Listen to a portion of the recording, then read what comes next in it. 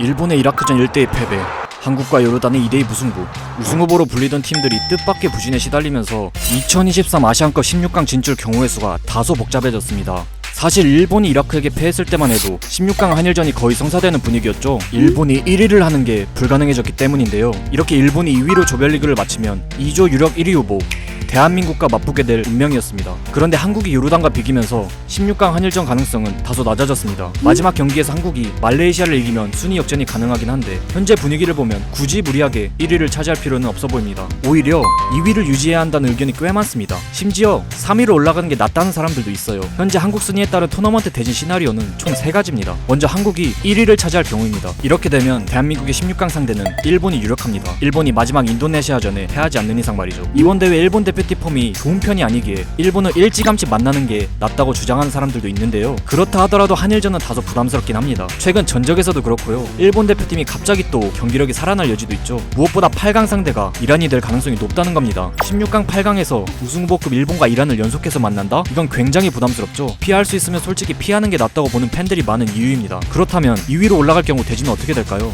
한국이 2위를 차지하게 되면 F조 1위 팀을 상대합니다. 현 시점에서는 사우디가 유력하죠. 사실 사우디도 쉽지 않은 상대이긴 한데 우리가 불과 몇 개월 전 평가전에서 이기기도 했고 일본보다는 객관적인 전력이 떨어지는 상대인 건 사실입니다. 또 사우디를 꺾고 올라가면 8강에서 호주를 상대할 확률이 매우 높습니다. 또 길게 4강과 결승 일정을 생각하면 2위로 올라가는 게 더 유리한 측면도 있습니다. 2위로 올라가면 4강전을 2월 7일에 치르게 됩니다. 그런데 반대편 대진은 2월 8일에 치러요. 우리가 결승에 올라간다면 하루를 더 쉬는 셈이죠. 길게 보면 이득입니다. 물론 이런 고민은 조금 사치이긴 한데 어쨌든 일본, 이란, 사우디와 호주 두 대진 중 어디가 더 힘들어 보이나요? 마지막으로 희박하지만 우리가 3위로 진출하는 경우의 수도 있습니다. 우리가 말레이시아전에 패했을 때 얘기인데요. 이렇게 되면 우리의 상대는 개최국 카타르 혹은 이라크가 됩니다. 현재 카타르와 이라크는 조 1위 16강 진출을 확정한 상태. 이들의 상대는 조 3위 팀들 간의 성적 비교 후 최종 결정될 예정입니다. 만약 우리가 이라크 대진으로 가서 승리할 경우 8강 상대는 A조 2위와 C조 2위 승자가 되고요. 카타르 대진으로 가서 승리할 경우 8강 상대는 B조 2위와 F조 2위가 됩니다.